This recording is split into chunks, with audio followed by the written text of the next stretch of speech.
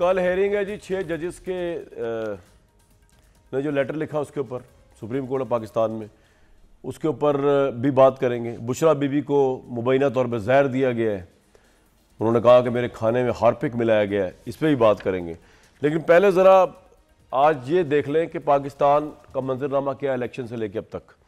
और मंजरनामा कुछ ये है कि इलेक्शन के अंदर बाज़गश सुनाई दी कि जी पाकिस्तान तहरीक इंसाफ ने कहा कि धांधली हुई है। ये भी साबित तो नहीं हुआ, ये भी साबित होना है।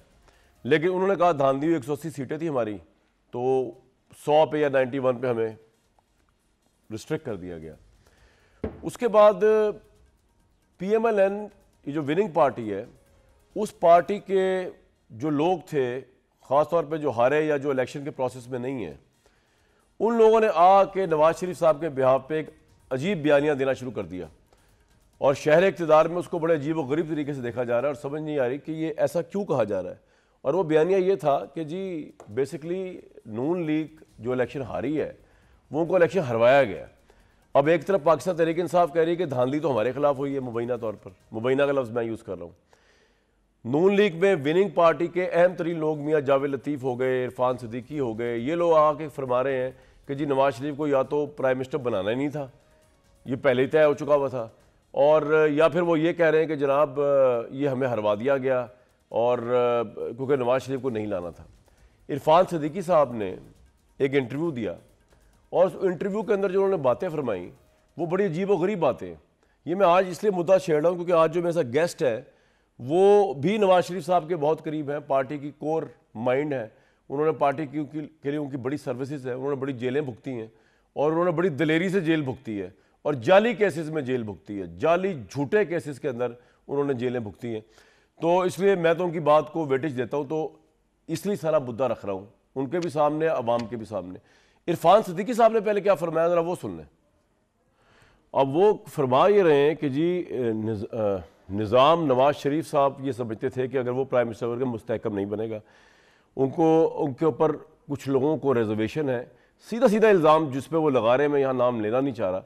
अब इरफान सिद्दीकी अगर ये बात करे तो वो नवाज शरीफ साहब के सबसे क्लोजेस्ट बंदे, तो वो कहना क्या चाह रहे हैं बेसिकली कि कौन है वो जो नवाज शरीफ को प्राइम मिनिस्टर नहीं चाहते थे। तो तहरीक इंसाफ का तो काम है कि इल्ज़ाम लगाए पाकिस्तान के इदारों के ऊपर, ख्वाह वो धांधली को या ना हो। लेकिन इरफान सिद्दीकी साहब भी सो मैनी वर्ड्स किस पे इल्ज़ाम लगा रहे हैं कि नवाज शरीफ साहब जो है वो कह रहे थे कि राय रास्त पर भी आ गया। तो मैं अब आगे चले मियाँ जावेद लतीफ़ साहब, अब वो भी क्लेम करते हैं वो नवाज शरीफ साहब के बहुत क्लोज हैं और उन्होंने मेरे शो में आगे क्या फरमाया ज़रा वो आप वो भी सुन लें। हुकूमत जमात की होती तो नज़र आती, आप बताएं कि हमें तो सादा अक्सरियत भी नहीं मिली भाई, मगर मलबा हमें ही उठाना पड़ेगा। आप भी कठपुतली हैं, कहने का मतलब ये हुआ। देखिए बिल्कुल बिल्कुल आप सही कह रहे हैं, अल्फाज सख्त हैं, शर्मिंदगी वाले हैं। ये हुकूमत बनाई नहीं, बनवाई गई है। हमारी तो ख्वाहिश वो कौमी हुकूमत बनाने की नहीं थी। आज भी बनवाने वालों के सामने जो दलाइल उन्होंने रखे वो यही थे कि कोई हुकूमत लेने को तैयार।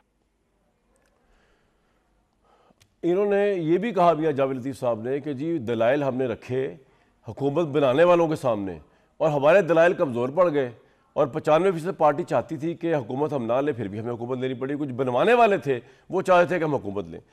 अब ये अगेन मैं कहूँगा कि तहरीक इंसाफ का तो काम है जब से इमरान साहब इक़्तिदार से उतरे इदारों पर हमला करना या इदारों पर अटैक करना, लेकिन नून लीग की जो पार्टी है, जो उसके विक्ट्री वाली पार्टी अपने आप को समझती है, जो हुकूमत में आई है, वो कह रही है हमें हरवाया गया।